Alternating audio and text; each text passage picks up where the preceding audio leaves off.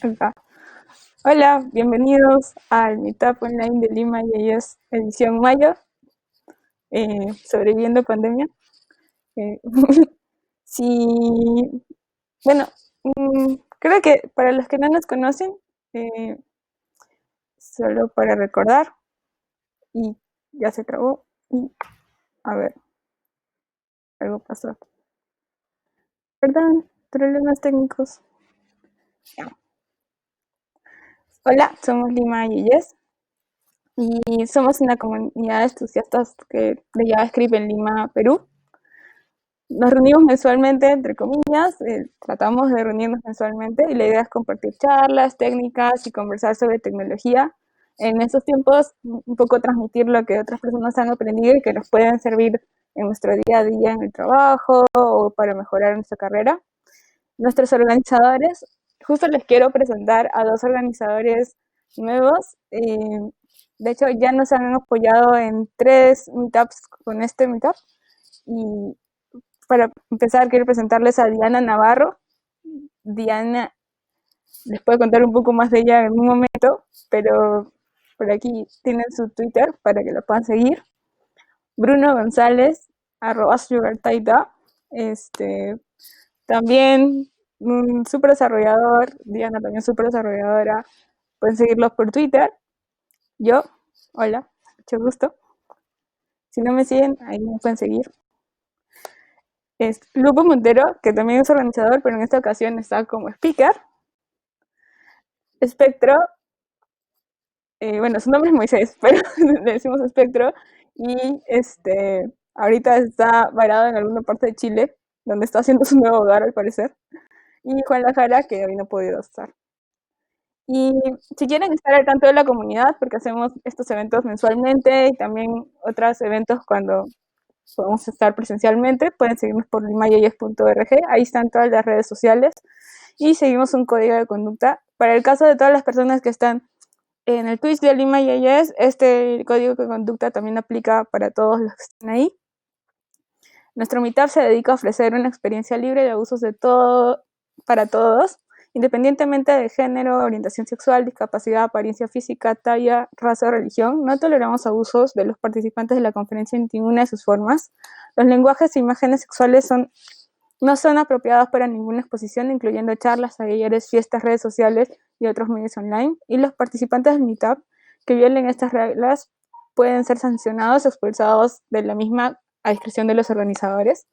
Si ustedes presentan o encuentran alguna situación en la que se sienten incómodos, pueden comunicarse con cualquiera de los organizadores que vieron en los slides anteriores o directamente por los mensajes de las redes sociales.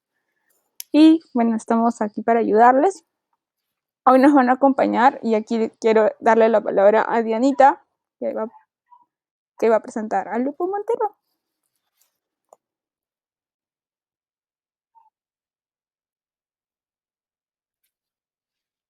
Sí.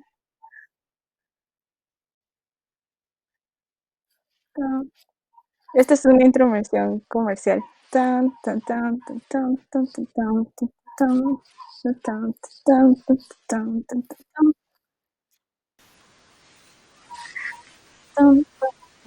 tan, tan, tan, tan.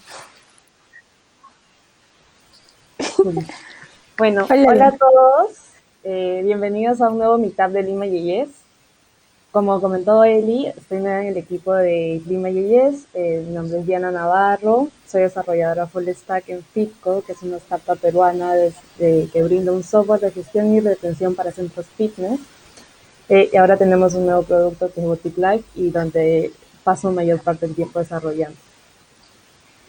Eh, bueno, bienvenidos a todos de nuevo y vamos a darle la bienvenida. Hoy tenemos dos grandes speakers, pero va a empezar Lupo Montero, que si no lo conocen, Lupo es Director of Technology and Head JavaScript Coach at Laboratoria y también es coorganizador de Lima YY, Snow Lima, Mozilla Perú y CausaCon.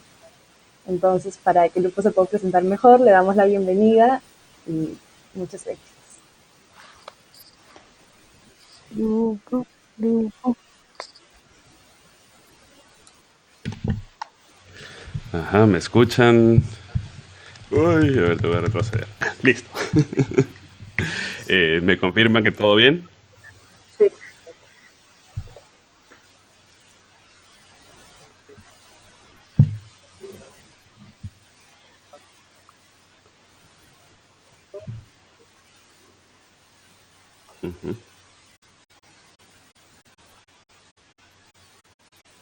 Sí, ok. Yo voy comenzando entonces. Hoy, de hecho, el tema del que les quiero hablar, como ven acá en la primera lámina, es analizadores sintácticos funcionales en JavaScript. En inglés podríamos decir que es algo como functional parsing en JavaScript, ¿ya? Y ahora vamos a ir desenvolviendo esto de acá a ver a dónde llegamos. Me presento un poquito, mi nombre ya dijeron es Lupo Montero, me pueden encontrar como @Lupo Montero en varios lugares, en Twitter, en GitHub, en Medium, en algunos lugares, así me googlean, por ahí encuentran. Como ya dijeron, chambeo en laboratoria y vengo participando en comunidades en Lima hace ya un montón de años. Acá he puesto símbolos de pausa, porque los últimos meses en verdad no he estado tan participativo, tan involucrado en la organización, por temas personales y otras cosas, pero está en pausa, pero está en mi corazoncito y ahí vamos a continuar con eso. Y hoy acá estoy como speaker. Eh, Sobre mí pueden googlear, averiguar más o preguntar si quieren. Ok, antes de entrar en materia, un pequeño warning, ya una advertencia. Y esto lo leo rapidito. Lo que vamos a ver a continuación probablemente no sea algo que quieras o debas aplicar literalmente en tus proyectos de JavaScript, pero es un lindo ejemplo para pensar en funciones de orden superior, composición de funciones y arquitectura.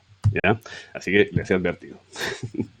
Y esto acá lo digo porque es una charla que, a diferencia de otras charlas que puedan ser muy útiles en el día a día o algo que puedan aplicar mañana en la chamba, esto probablemente no, pero igual puede ser muy útil conocer sobre estas cosas y pensar un poquito sobre estos temas. Listo. La charla hoy vamos a dividirla en dos partes. En la primera parte voy a tratar de dar un poquito de contexto, hablar de primero por qué les quiero hablar de esto, un poquito de introducir qué es parsing, qué es la programación funcional, todo muy por encima, y después tratar de definir teóricamente cómo se vería un parser funcional. Y en la segunda mitad de la presentación vamos a ver un ejemplo de un parser de expresiones aritméticas muy sencillito, muy mínimo, donde a partir de una gramática formal vamos a definir una serie de primitivos para después llegar a una implementación donde de hecho parseamos una cadena de caracteres que es una expresión aritmética. Y para cerrar los voy a dejar con algunos otros ejemplos. De hecho, les voy a compartir un repositorio, algunos links donde pueden ver otros parsers acá con los que he estado jugando y otras cosas que explorar. Listo, entonces arrancamos con la primera parte. A dar un poquito de contexto. ¿Por qué les quiero hablar de esto hoy? ¿Ya? Y el por qué, el primer motivo es porque, si no se han dado cuenta, vivimos rodeados de parsers por todos lados. De hecho, como JavaScripters probablemente se han encontrado con JSON parse, pero no solo eso. En Node tenemos el parser HTTP que parsea las consultas y respuestas. Tenemos parsers en el browser que parsean HTML, CSS. De hecho, cualquier lenguaje de programación implica algún tipo de parser, y cualquier formato de data también implica un parser, y también en JavaScript tenemos parsers de JavaScript implementados en JavaScript que usamos para temas de transpilación, de análisis de código, linting y demás. Y bueno, hay parsers por todos lados, así que saber un poquito de parsers no puede ser algo malo. Después también nos da la oportunidad de hablar un poquito de ciencias de la computación. Ya, como decía, esto no es algo tan práctico del día a día, como no sé, el nuevo framework o la nueva moda o una técnica, lo que vayas a aplicar mañana, sino también vamos a hablar de cosas un poquito más abstractas. Y es una oportunidad para eso. Y continuando de ahí, también es una oportunidad para hablar un poquito de programación funcional, y en particular del estilo declarativo, toda esa rama de programación, y por qué creo que es tan interesante. Vamos a hablar también sobre belleza y elegancia, que de hecho creo que son cosas súper importantes en el código, pensando en código en el que queramos trabajar a lo largo del tiempo, que sea mantenible, que sea extensible. O sea, la belleza y la elegancia, yo creo que no es, personalmente opino, no es opcional, es algo a lo que deberíamos apuntar siempre, y es algo que en este caso a mí me hizo elegir este tema. Después también creo que esta presentación nos sirve para demostrar un poquito la versatilidad de JavaScript como lenguaje de implementación, que de hecho no es un lenguaje funcional ni mucho menos, pero es un lenguaje multiparadigma donde podemos hacer todo tipo de Frankensteins Y en este caso vamos a poder programar en este estilo funcional con cierta naturalidad, lo cual es bien chévere. Y realmente me gustan los parsers, porque negarlo, no soy ningún experto, también eso es súper claro, no soy un experto en parsers, pero me ha tocado escribir parsers en el pasado. De hecho, soy autor y mantenedor de un parser que pueden encontrar en NPM que se llama PSL, que parsea nombres de dominio y que usan un montón de librerías. Se tiene como 13 millones de descargas a la semana, pero eso es otro tema aparte, y ese parser no usa ninguna de estas estrategias que vamos a ver ahora. Pero bueno, es otra cosa, un parser, ¿ya? Listo. Mencionar también que esta charla se inspira en este video de un canal que se llama Computer File en YouTube. Si no lo conocen, chequéenlo. Esto es un video en el que habla este tipo, el profesor Graham Hutton, que es autor de algunos de los papers originales sobre parsers funcionales, una autoridad en el tema, y yo lo vi, es un video relativamente corto de 20 y tantos minutos, bien chévere, y me quedé pensando, wow, sería lindo ver algo así, ¿cómo se vería esto en JavaScript, ¿no? Y fue el punto de partida, así que mucho kudos ahí, y es de donde parte la idea para esta presentación.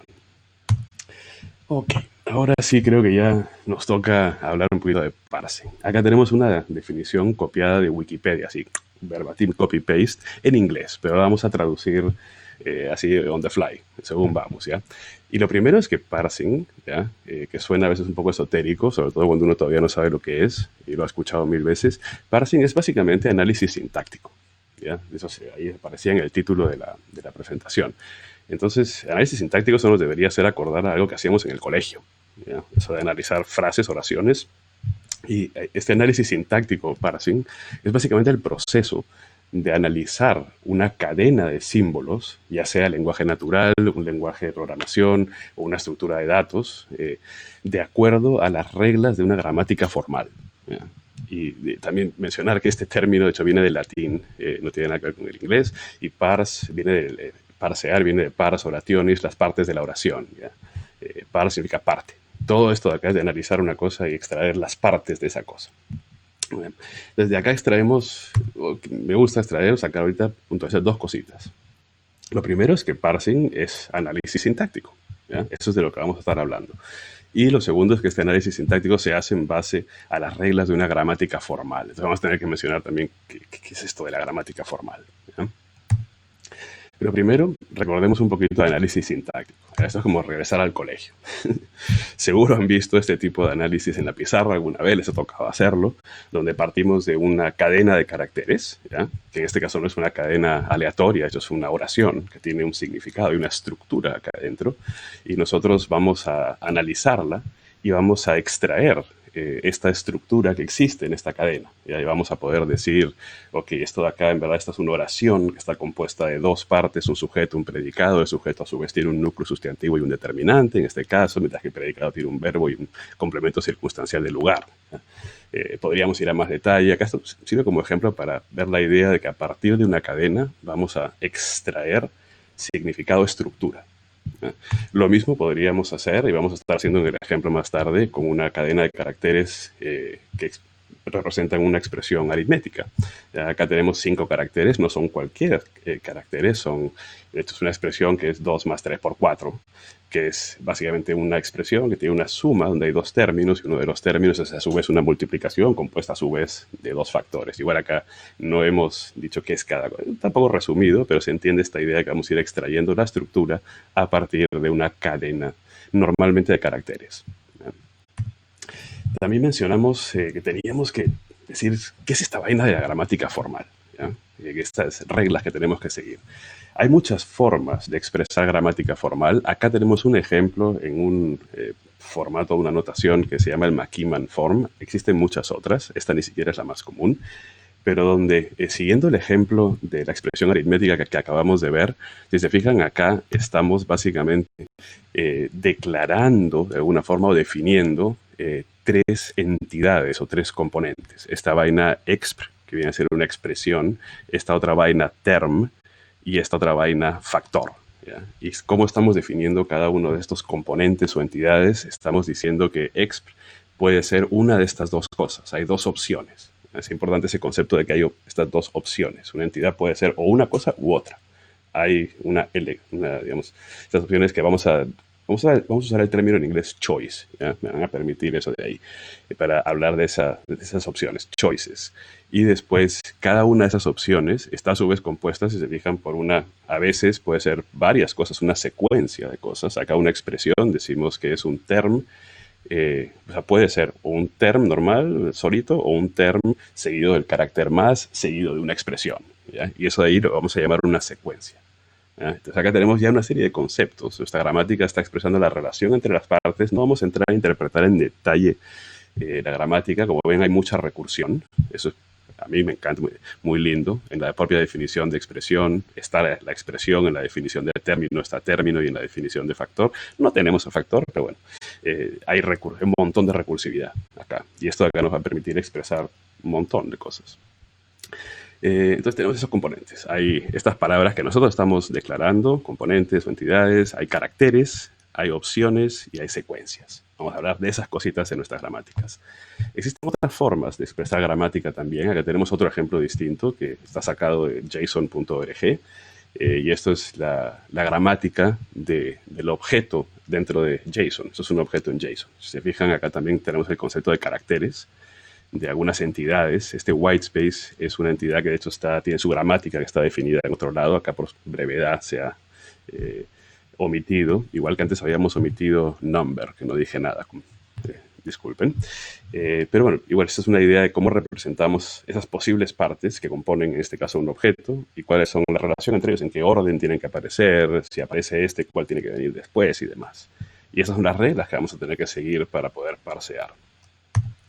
Ok, ya hablamos un poquito de qué es parseo, o qué es parsear, es análisis sintáctico, qué es la gramática formal, que nos da una serie de reglas que tenemos que seguir después para extraer la estructura de algo. Y hablemos ahora un poquito de los parsers dentro del mundo de la ciencia de la computación. En computación, normalmente cuando hablamos de un parser, hablamos de un programa, una función, algo, una cosa que va a tomar un input, normalmente texto, y va a producir normalmente, va a producir una estructura de datos o un valor, normalmente un árbol, ¿ya? No tiene por qué ser un árbol, pero normalmente un árbol de abstract syntax tree, un parse tree o lo que sea, pero la idea es que vamos desde texto, desde una cadena de símbolos, hacia una estructura de datos. Acá tenemos el ejemplo anterior de una cadena que tiene estos 5 caracteres, 2 más 3 por 4, y acá la flecha podría significar como que lo parseamos, y el acto de parsear lo que produce es este arbolito, ¿ya? Este arbolito, si se fijan, tiene una estructura que representa, digamos, la estructura que hay dentro del string y que nos permite entender el string, hecho, evaluarlo en este caso. Sabemos que por la gramática la multiplicación debe hacerse antes que la suma, por ejemplo, por presencia de operador, una serie de cosas. Eso está codificado en la gramática y a la hora de parsearlo, nuestro arbolito lo refleja. Ha encontrado la estructura en el caso de que parsee correctamente, ¿no? Ok, después también mencionar, si buscan información sobre parsers, si han estudiado este tipo de cosas, yo les dije que yo no soy ningún experto, pero un área de la computación donde se habla mucho de parsers es en el diseño de compiladores. Y hay una plétora de tipos de diferentes parsers con diferentes estrategias, filosofías y detalles de implementación. Pero hay 2 grandes ramas, los parsers top-down y los bottom-up. Nosotros hoy, acá no vamos a hablar de los detalles de nada de esto, lo único que nos interesa saber es que nuestros parsers de hoy, los parsers funcionales o los combinadores de parsers, como también se conocen, o parser combinators, pertenecen a esta ramita de acá, ¿ya? Siguen la estrategia top-down y son un parser de tipo recursive descent. Detalle teórico nomás, no pasa nada, no es tan grave, pero saber que hay muchos más y este es un pedacito. Ok. Entonces hemos hablado de qué es parsing, de que era una gramática formal, hemos hablado un poquito de esto otro, de dónde caen los parsers en computación, y acá hoy no vamos a hablar simplemente de parsers, sino vamos a hablar de un tipo de parsers. Hemos dicho, parsers funcionales. Cuando decimos parsers funcionales, no nos referimos a parsers que funcionan. Nos referimos a parsers, un tipo de parser en particular dentro del paradigma de programación funcional, ¿ya? Nos referimos a funcional en el sentido de paradigma de programación, que es una forma, un paradigma es básicamente una forma de imaginar la estructura de un programa, ¿ya?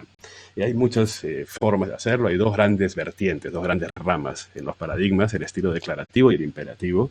El imperativo tiende a estar muy pegado a la máquina, ¿ya? Y muy preocupado de cómo se ejecuta el código en la computadora y de memoria y de, no sé, contadores y cojudes de esas.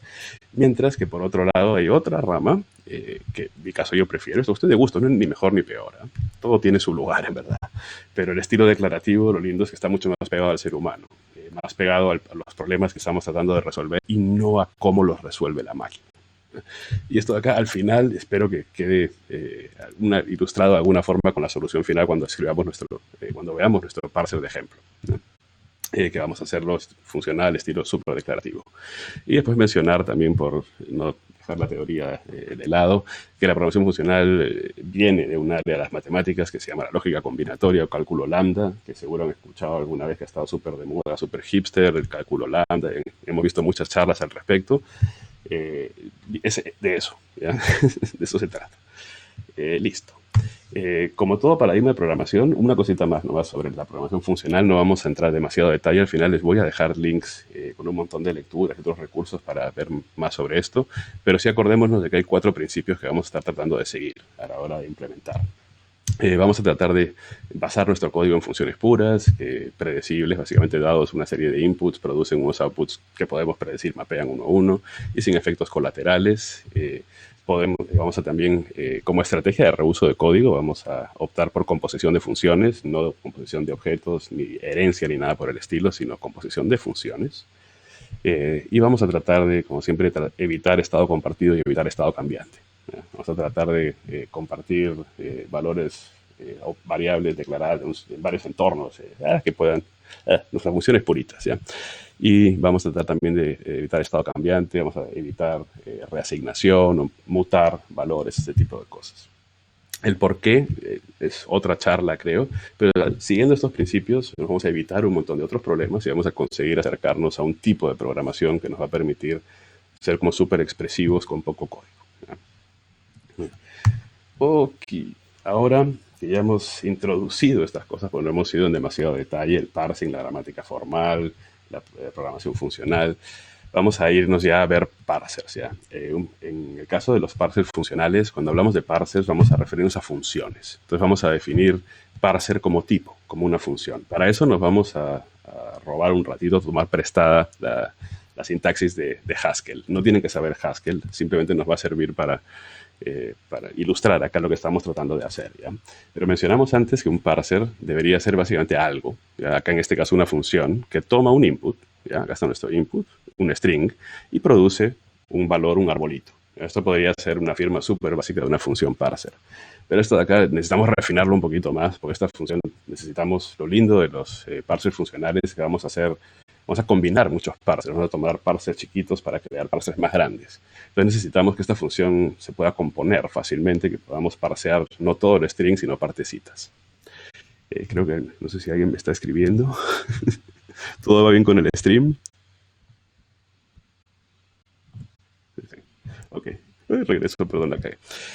Ok, entonces seguimos aquí. Acá estábamos viendo un parser es una función que toma un string y produce un arbolito. Pero yo decía que tenemos que refinarlo un poquito más para que podamos componer varios parsers para producir parsers más interesantes. Para eso vamos a cambiar su tipo de retorno. Vamos a decir que en vez de retornar un arbolito, vamos a retornar 2 cosas. Un tuple, una parejita de cosas. No importa que no tengamos tuples en JavaScript. Detallito. Pero lo lindo es que esa segunda cosa que retornamos, el string, expresa lo que nos falta por parsear. Eso significa que nuestro parser puede parsear un pedacito del principio del string, asignarle un valor, devolver un valor para ese pedacito que ha conseguido parsear, pero decir el resto ya ni idea, el resto que lo haga otro parser. Y eso nos va a permitir componer parsers. Lo vamos a ver en el ejemplo después. Pero necesitamos refinar un poquito más, ¿ya? Yo les propongo que hagamos una cosa, que en vez de retornar esa parejita de arbolito y string, retornemos una lista, ¿ya? Esto nos va a permitir 2 cosas. Primero, nos va a permitir expresar el caso en el que no conseguimos parsear nada, simplemente como una lista vacía, manteniendo la interfaz. Ya nuestra función siempre retorna lista. Cuando está vacía, significa no pude parsear nada. Cuando contiene una parejita, significa que sí pude parsear algo. Acá está mi valor y acá está el string que falta por parsear. Y esto incluso nos permitiría, si quisiéramos parsear gramáticas ambiguas, donde hay más de una posible interpretación de algo y podríamos tener varios resultados. Para el ejemplo de hoy, olvidémonos de eso. Podríamos hacerlo con ese tipo de firma de función. Por ahora simplemente pensemos que nos permite expresar error o cuando no conseguí parsear y cuando sí conseguí parsear. Lista vacía o lista con algo. Y lo último es que no tenemos por qué estar produciendo un arbolito, ¿ya? Podríamos estar produciendo cualquier tipo. Acá, en este ejemplo en Haskell, simplemente estamos parametrizando ese tipo de retorno, diciendo que el parser para tipo A pues, va a retornar A, a producir A como valor, ¿no? Pero podría ser cualquier cosa. Podríamos estar produciendo un arbolito, como es común, decíamos, o podríamos estar produciendo un número, como vamos a hacer después en nuestro parser evaluador, en el ejemplo. Podríamos estar produciendo cualquier tipo de valor que nos interese, ¿ya? Es arbitrario. Oye, ahora dejemos el Haskell atrás y pasemos a JavaScript, ¿ya? Acá tengo un poco de Dream Code o pseudocódigo, donde podemos ver esa misma idea, esa función que recibe un string y produce esa listita, pero ya en JavaScript. Acá tenemos un ejemplo, un parser, una función parser que recibe un string como único argumento y tiene dos posibles cosas que pueden pasar, ¿ya? En esa función.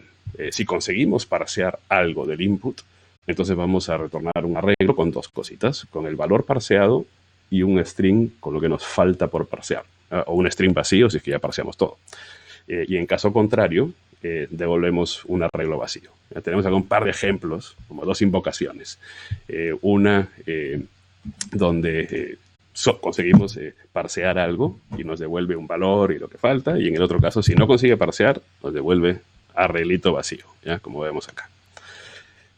Hasta ahí, eso es lo que sería un parser. Pero hemos hablado de combinadores de parsers. Esto se pone más interesante cuando no solamente vamos a hablar de esas funciones parser, que son bien sencillas. Toman string, producen arreglo, sino que vamos a hablar mucho de parser creators o parser combinators, combinadores de parsers o parsers de orden superior, que van a ser funciones que retornan un parser normalmente y que muchas veces van a tomar otros parsers como inputs para producir un nuevo parser y combinarlos de alguna forma interesante. Como se acuerdan esas ideas de choice y sequence, de opciones y secuencias, esto nos va a servir para expresar ese tipo de cosas. Ahorita lo vemos. Ok, hemos conseguido terminar la parte teórica. Espero no haberlos aburrido mucho para dar un poquito de contexto y nos vamos rapidísimo al ejemplo, ya, para no hacerlo demasiado largo. En el ejemplo yo les dije que vamos a construir o ver, no lo vamos a codear, live coding no da tiempo, pero igual es chiquito, vamos a ver el código de un parser de expresiones aritméticas y lo vamos a demostrar, ¿ya? Esto ya lo vimos antes, la gramática formal reducida que podíamos usar para parsear ese string de 2 más 3 por 4. Y si se fijan acá, todo lo que hay son cosas que estamos declarando en nuestra propia gramática, con la excepción de los caracteres, ¿ya? Que he marcado acá magentas, y ese number que les dije que por ahora lo íbamos a ignorar. Esa gramática está en otro lado, asumimos que eso ya existe, ¿ya? Pero para expresar esto de acá vamos a necesitar entonces una serie de primitivos que nos permitan expresar la idea de un carácter, de una secuencia y de opciones, ¿ya? Y eso de ahí van a ser estas funciones, yo les propongo, ¿ya? La función char, que recibe un carácter y retorna un parser que sabe parsear ese carácter. La función choice, que recibe n número de parsers y retorna un nuevo parser que va a tratar de parsear uno, si funciona ese, retorna ese valor, si no trata el siguiente, ¿sí? hasta que lo agote, que es el equivalente como un OR, ¿ya? Y después sec, que va a ser secuencia, que también le damos una lista de parsers y va a aplicarlos en secuencia. Va a ver si es que puede aplicarlos en secuencia, si consiguió parsear y te va a dar todos los resultados. Por eso tenemos esta opción de un reducer. Y es básicamente a nivel lógico casi como un AND, ¿ya? Pues una secuencia, ¿ya? Para ver un poquito de código y ahora, así podríamos implementar la función char, ¿ya? La función char, como dijimos, va a ser un parser creator, un creador de parsers, que va a crear parsers para parsear un carácter en particular. Eso es una función que recibe, acá le hemos puesto al argumento C, ¿ya? Disculpen por la brevedad, que representa un carácter. Y esta función retorna otra función que empieza acá, ¿ya? Y esa función es un parser que recibe un string y después tiene dos posibles cosas que ocurren. Si el primer carácter del string que le pasamos al parser es el carácter con el que creamos el parser al principio, entonces consideramos que sí hemos conseguido parsear satisfactoriamente, devolvemos el carácter como valor y después el resto del string que falta por parsear, ¿ya? Si no es el caso, retornamos un arreglo vacío diciendo que no hemos conseguido parsear. Relativamente sencillo, ¿ya? Vamos a pasar ahora a ver un poquito de código. Y vamos acá, yo ya tengo implementadas estas funciones, les voy a compartir el repo después si quieren o tienen el interés por verlo. Y vamos a cargar acá estas funciones. Char, yo les hablé también de choice y de sec. ¿Ya? Require. ¿Ya? Y char efectivamente es una función. ¿Ya? Entonces ahora, si nosotros queremos crear un parser para A, ¿ya? Podríamos invocar char con A, esto nos devuelve una nueva función. ¿Ya? Si nosotros esa nueva función la invocamos directamente pasándole ABC, por ejemplo, vemos que nuestro parser, de hecho, yay, sabe parsear el carácter A del string que le pases, y como lo encontró, nos dice, acá está el valor y me falta por parsear BC, el resto. Si le pasáramos un string que no empieza por A, nos va a decir que no pude parsear nada. Chévere. ¿Ya? Yo voy a guardar acá en una variable este primer parser que hemos demostrado. Y vamos a hacer de paso uno que sea igualito, pero para parsear el carácter B. Entonces, A y B son dos funciones, dos parsers. ¿Ya? B, de hecho, si le pasamos un string que empiece con B, va a saber parsearlo, chévere. Si no empieza con B, no encontré la B que me habían pedido. Listo, ahí tenemos dos parsers y ahora veamos cómo usando, por ejemplo, la función choice, ¿ya? Choice decíamos que recibe como argumentos n número de parsers. Podríamos crear un nuevo parser que sea la combinación en base a choice, ¿ya? De A y B. Es decir, quiero parsear o A o B. De hecho, si esto de acá, vamos a guardarlo también en una variable, A o B. ¿Ya? Y vamos después a hacer A o B. Si le pasamos ABC, va a encontrar una A, pero si le pasamos BCD, va a encontrar una B. Cualquiera de las dos funciona. ¡Yay! Hemos podido crear un parser nuevo a partir de dos que ya teníamos. ¿Ya? Y habíamos mencionado también la función sec para hacer el equivalente, algo parecido a un AND, ¿ya? Hacer estas secuencias que necesitamos representar.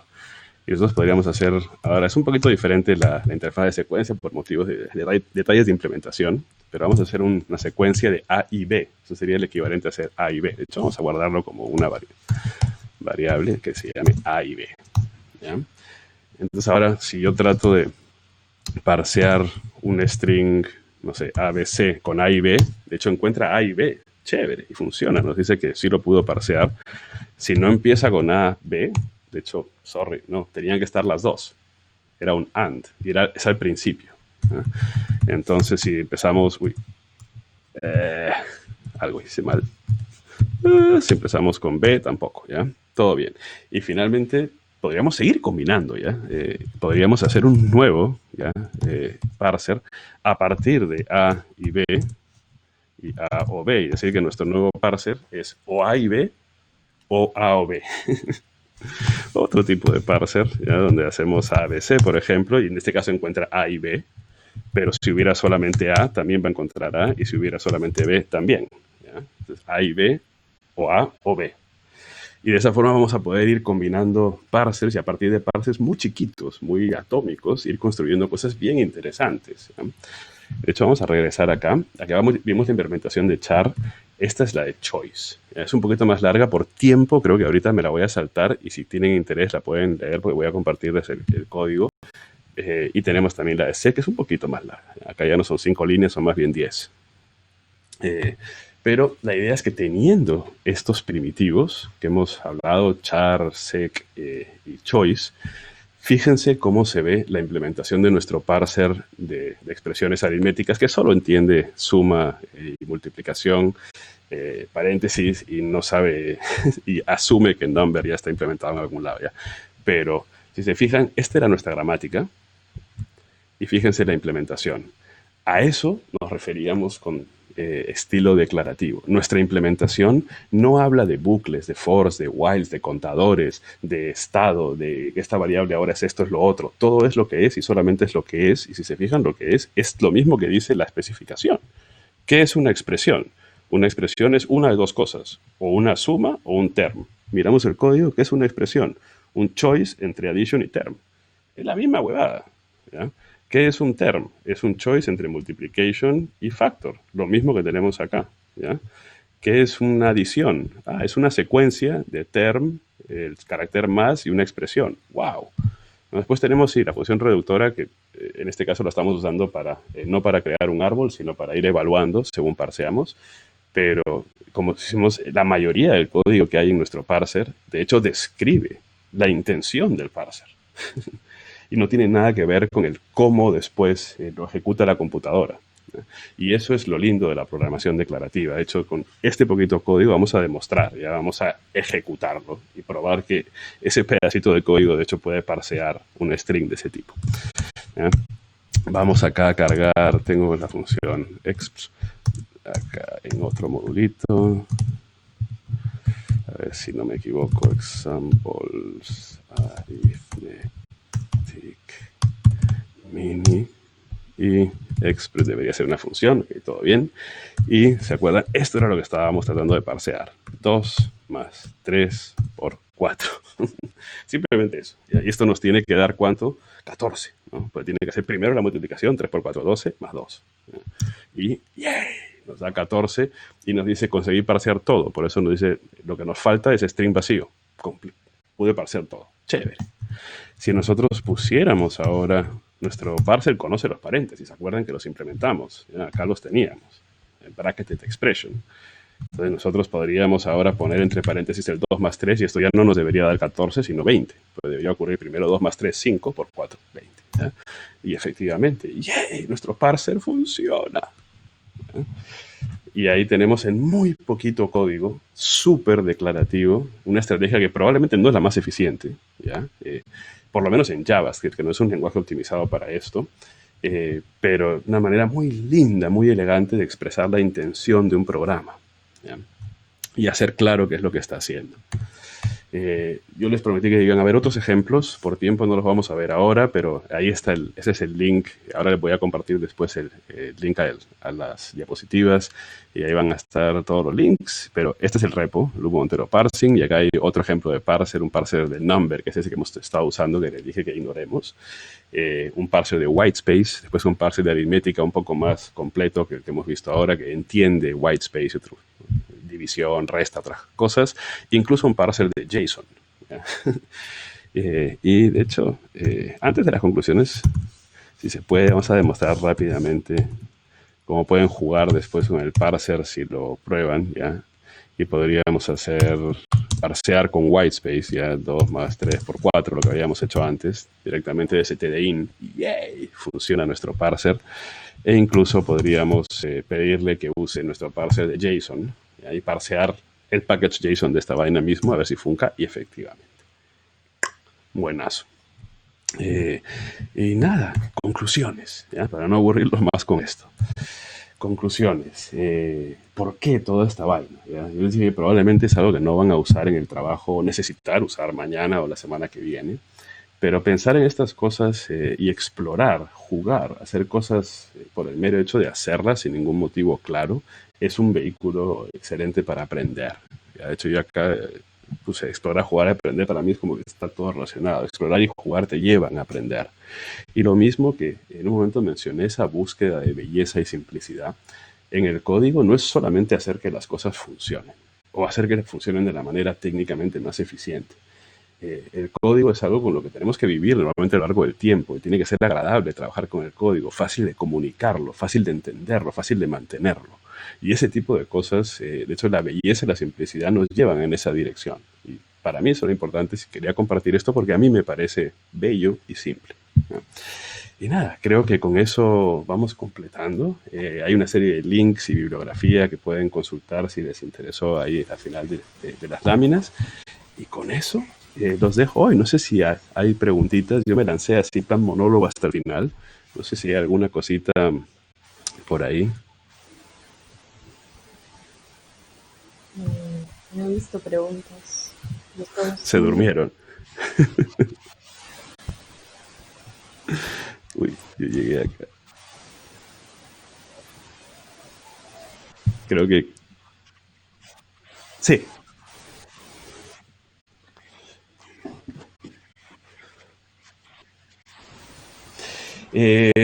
Sí, pero no directamente. Bueno. Sí. De hecho, la pregunta era si todo esto está basado en máquinas de estado, ¿ya? Y de hecho son temas relacionados, pero no es directamente. Yo diría, Yo advertí al principio que tampoco soy experto y yo no diría que es una relación. Quizás son conceptos muy parecidos. En este caso, yo personalmente diría que no es exactamente lo mismo. Pero,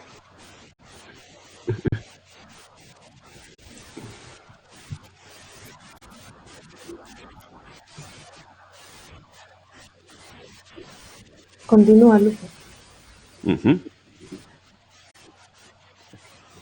Ok. Aló, aló.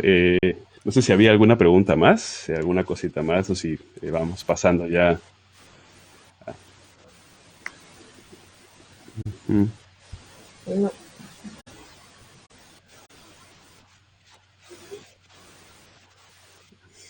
¿No? El link de los ejemplos. ¿Por dónde es el mejor lugar para compartirlo? De hecho, lo voy a ir compartiendo por Twitter, si puede ser. Yo lo tenía ya medio que preparado. Y así aprovecha a seguirme en Twitter. ¿Por qué no? Que siempre a todo el mundo le gusta, pues. Cosas como son. Entonces ahí acabo de tuitear, ahí van los slides y link al repositorio. El repositorio es en github.com/Lupo Montero Parsing. Igual, no lo tomen tampoco tan en serio. Es un juego. Pero digo, está interesante. Ujú.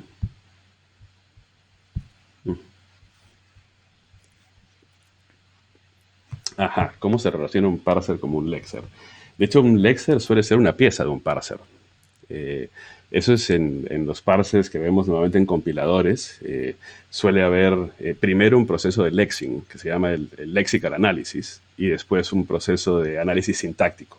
Es otro tipo de parsers. Hemos hablado de muchos tipos de parsers, y en los parsers más comunes de uso general hay esos dos pasos separados. Hay una parte de análisis léxico y otra parte de análisis sintáctico. En el tipo de parser que hemos visto ahora, de hecho el ejemplo que vimos era un parser evaluador. No hemos separado la fase de lexing para crear tokens y después la fase perdón, de análisis sintáctico. Del lexing, que era la pregunta de cuál es la relación entre lexing y parsing. Lexing es normalmente una parte de lo que hace un parser. Vamos a ver si hay alguna alguna preguntita más. Estoy esperando acá por el otro lado de la llamada. A ver si me llega alguna pregunta más.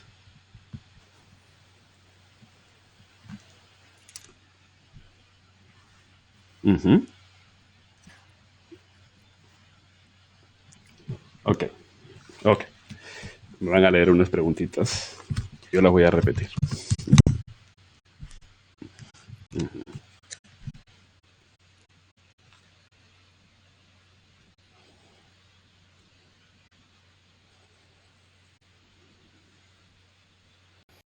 Ujú. ¿Qué canales y cosas recomiendo para aprender más? Uf, hay tantos canales y todos somos tan distintos, tenemos formas tan distintas de aprender. Cosas que yo recomiendo, a mí, por ejemplo, me funciona como punto de partida muchas veces ver videos. De hecho, al principio mencioné este canal Computer File, por ejemplo, en YouTube. Está en inglés, pero tiene buenos subtítulos para a veces aprender ideas nuevas que no me encuentro en el día a día. De hecho, ver videos o estar atento a ciertas redes sociales. A mí me ha funcionado en mi vida en general como developer, que tengo ya más de 20 años programando, es leer código de otras personas, código abierto. Es una manera excelente de aprender y después codear. A veces encontrar estos juegos, estas cosas lúdicas que no sé, que nos despiertan el interés en explorar y seguir aprendiendo. Pero recursos en particular, pucha, eh, la curiosidad es el recurso principal.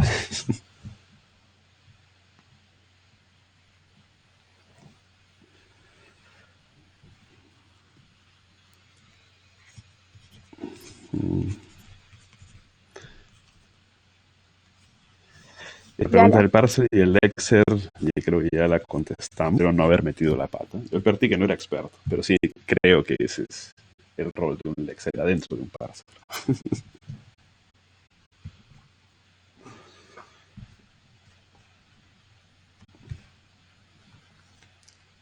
Ujú.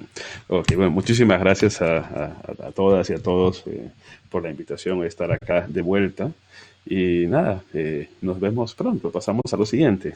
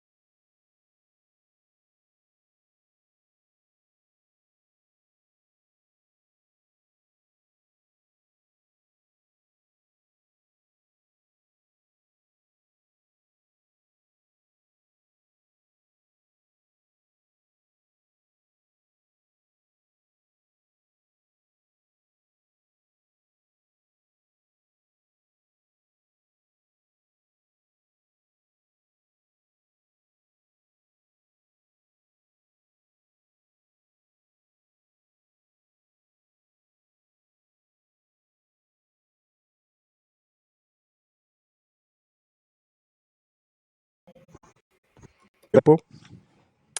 Ahora, a continuación tenemos a Frank Moreno, que nos va a hablar acerca de Prisma y también nos presentará algunas estrategias de migración.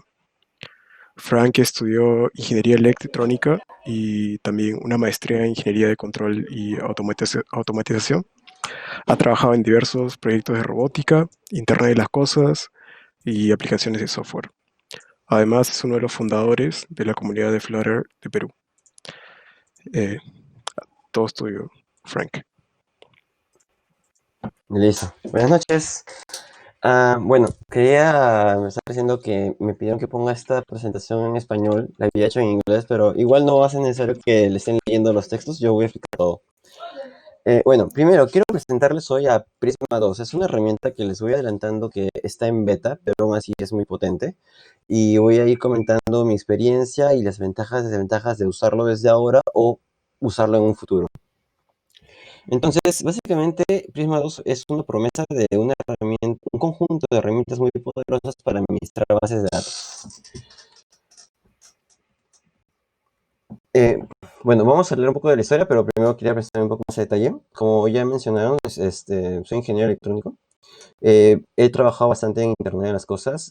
Programo desde los 8 años. Particularmente, estoy haciendo con más fuerza Flutter y Dart en los últimos meses. Pero también hago frontend con Vue, GraphQL, JavaScript, TypeScript. En el backend uso Node, Go, Python, 6 temas más para algunos proyectos.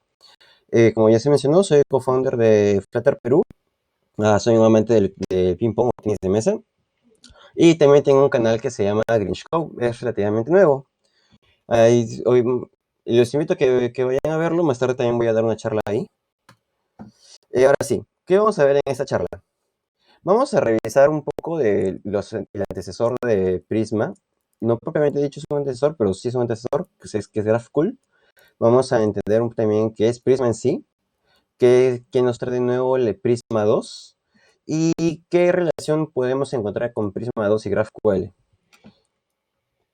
A ver, así que empezamos con un repaso de GraphQL. Si conocen Firebase, saben que es un backend as a service. Es toda una plataforma en donde tratan de darte la mayor cantidad de servicios backend para que te preocupes más en tu aplicación del lado de móvil o web y no te preocupes tanto del backend y lo que tengas que preocuparte sea con el menor esfuerzo posible. De la misma manera, GraphQL era un backend as a service con la premisa de que tú especificabas todo mediante el lenguaje GraphQL. Entonces, tú especificabas un lenguaje con GraphQL, perdón, especificabas un modelo de datos con GraphQL y también te servía esos mismos archivos para poder decir cuáles eran los APIs que exponías hacia tus clientes, es decir, web o móvil. Y tenía todo un conjunto de herramientas, te permitía administrar la base de datos, te permitía desplegar funciones as a service, es decir, serverless, etcétera, y también viene con sus herramientas de desarrollo. ¿Cuál fue el problema de esto? Bueno, para los que han usado un poco de GraphQL saben que por más que sea una muy buena herramienta, no ha sido adoptado tan rápido como nos hubiera gustado, pese a que nos ofrece muchas cosas. Y eso ha hecho, bueno, al menos entiendo que ha hecho que herramientas como esta no hayan despegado lo suficiente. Pero los creadores de GraphQL se han reinventado, han intentado ver qué cosas sí les funciona de esto y enfocarse en lo que sí funciona. Y es así que vamos a ver principalmente un toque, solo quería hacer un paréntesis aquí, en que parte de la plataforma GraphQL, ellos crearon una herramienta que se llama GraphQL Playground, que es una de las herramientas más usadas para poder hacer nuestras pruebas con GraphQL solo como backend, sin necesidad de tener un frontend. Y lo hace mediante web.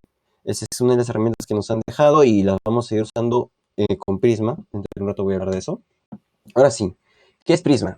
Han rescatado sus herramientas para de un archivo especificado, sacar los modelos de datos y generar la información, o mejor, generar la estructura de datos de la base de datos, y se han enfocado en eso. Prisma básicamente es un conjunto de herramientas que nos ofrece una ORM y un engine de migraciones. O sea, cada vez que queremos aumentar una columna, crear una tabla, crear una relación entre una tabla y otra, sea de uno a uno o de uno a muchos, todo eso nos va a ayudar Prisma. Y bueno, si no basta con eso, no solo está enfocado en bases de datos relacionales. Prisma, en la versión 1, soporta también conexiones con Mongo y también tiene planes otras bases de datos no relacionales. Actualmente, como mencioné, ya existen dos versiones. Prisma 1, que es la estable, y Prisma 2, que está en versión beta. ¿Cuál va a ser la diferencia principal? Bueno, primero tenemos que ver qué otras cosas nos da Prisma 1. Bueno, primero, Prisma 1 nos da un superset de GraphQL para nosotros especificar nuestro modelo de datos y las relaciones que existen entre ellos. También tiene una alta integración con GraphQL. Es fácil especificar con GraphQL cuáles serán nuestros datos y empezar a exponer APIs muy parecido a GraphQL, solo que no tiene incluido las partes de Function as a Service y otras cosas más. También tiene, bueno, uno de los problemas de Prisma 1 es que tiene una alta dependencia de GraphQL y justamente eso les ha presentado un problema para modelar con elegibilidad ciertos tipos de casos. Se puede modelar, se puede hacer, pero al momento de pensarlo se vuelve un poco engorroso. Al inicio parecía una buena idea, pero a medida que los proyectos se hacían más complejos y usábamos esta herramienta,